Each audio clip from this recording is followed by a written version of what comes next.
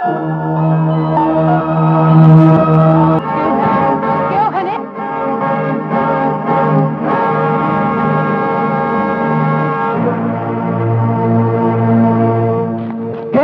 একটু লেট হয়ে গেল।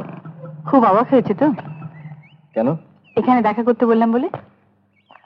আসলে বাড়িতে ডাকার একটু অসুবিধে ছিল।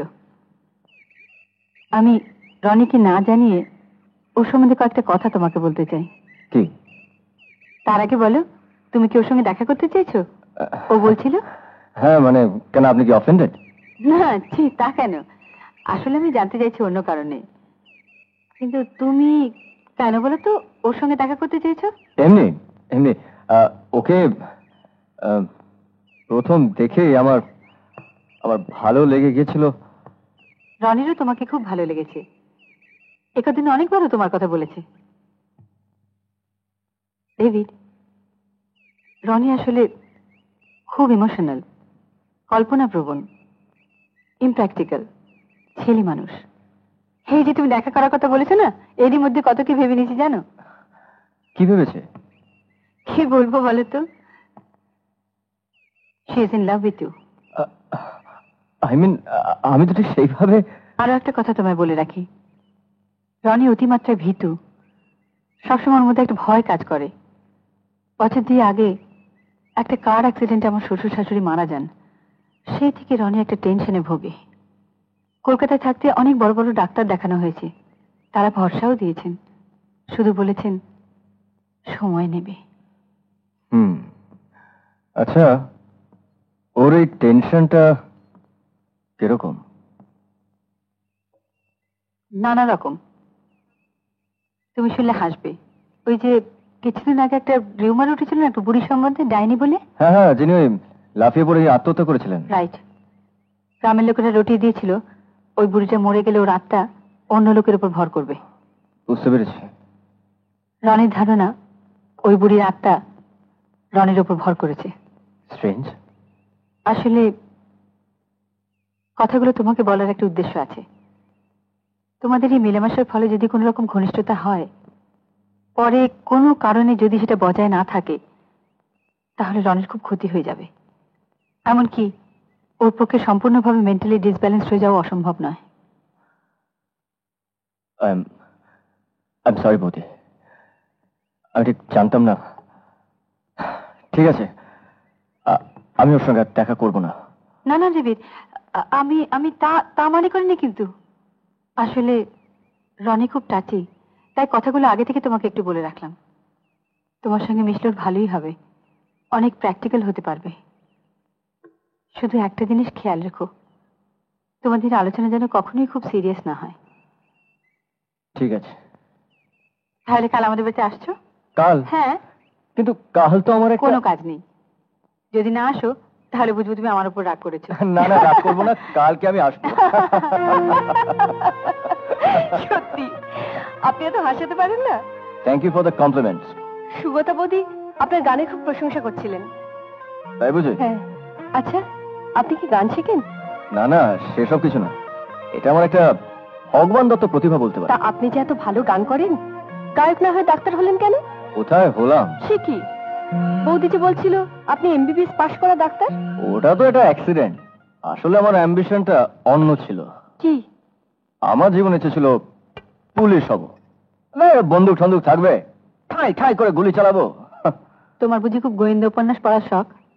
হলেও তোমাকে মানাতো না, তোমাকে ডাক্তারটাই মানায়।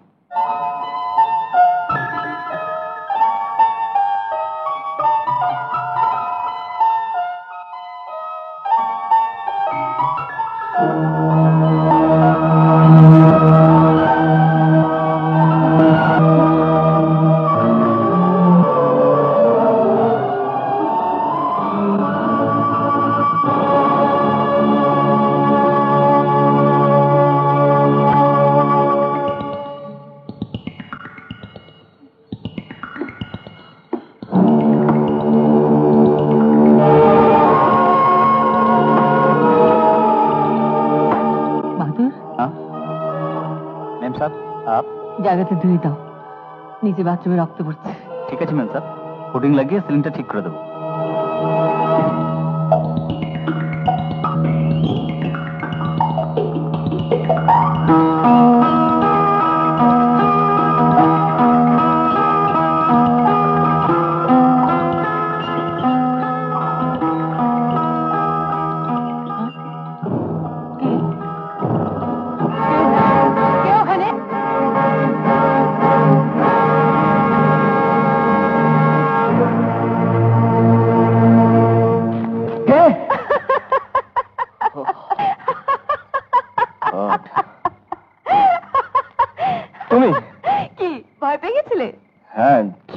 সব দেশে দাঁড়ালে জানো, এক্ষুনি না তোমাকে চিঠি লিখছিলাম। ডিয়ার রনি, অনেক কিছু বলার আছে, কবে দেখা হবে, অনেক কিছু বলার আছে যা লিখে বোঝানো যায় না। এই দেখো। সত্যি? কই দেখি। যা, তাহলে ভাবা হয় আমার কথা? ভাবা হয় মানে? দিন রাত শুধু ভাবি রনি রনি আর রনি। আচ্ছা, তুমি ভাবো আমার কথা? আমি? কি মনে হয়? তুমি বলো না। বলছি।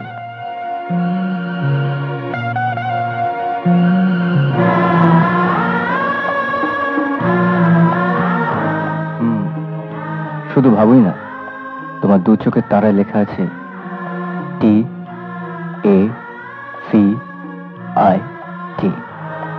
মানে ডেভিড, আমার নাম। মোটেই না। না না না। নাচের ক্লাসে যাব বলে বাড়ি থেকে বেরিয়েছিলাম, তোমার জন্য মন কেমন করলো, তাই ক্লাস ফাঁকি দিয়ে তোমার কাছে চলে এলাম। কি হলো তো? তাহলে তো সেলিব্রেট করতে হয়। কি দিয়ে করবো? মারবো কিন্তু। তাহলে কি দিয়ে করবো? তুমি তো কফি খেতে ভালোবাসো, তাই কফি দিয়ে সেলিব্রেট করবো। চলো। চলো মানে? কফি বানাতে? না, তুমি আমার গেস্ট, কফি আমি বানাবো।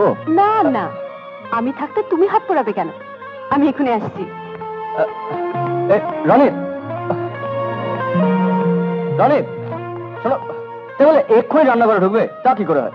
বলছি আমি তৈরি করবো কফি। সার্টেনলি নট, কফি আমি বানাবো, তুমি এখানে চুপচাপ বসো। ডেভিড, শোনো, কফি ছাড়া অন্য কিছু অফার করতে পারছি না, কারণ আমাদের বাড়িতে কাজের অন্য কোনো লোক নেই। তাহলে তুমি জিতলে। খুব স্বাভাবিক।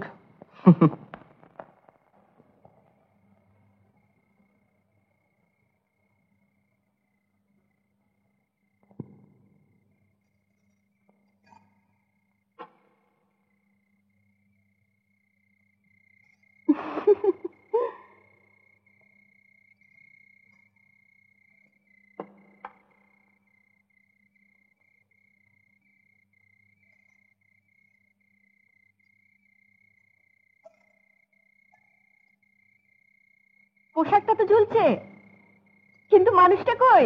পোশাক? ও বাবা, ক্লাবে গেছে, ফিরতে রাত হবে।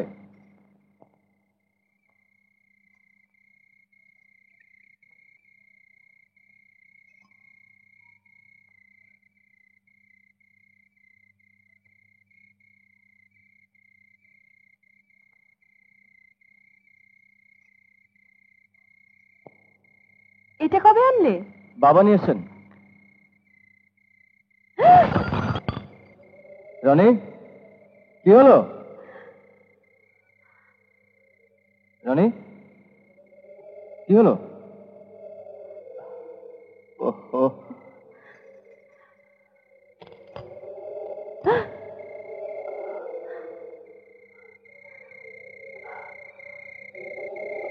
কি হলো? কেটে গেল? দেখি দেখি দেখি।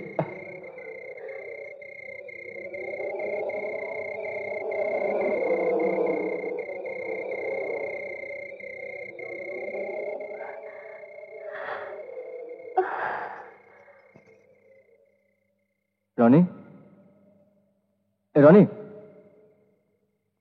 এমন আরো অনেক ভিডিও দেখতে এই চ্যানেলটি সাবস্ক্রাইব করে নিন এবং পাশের বেল আইকনটি প্রেস করে দিন।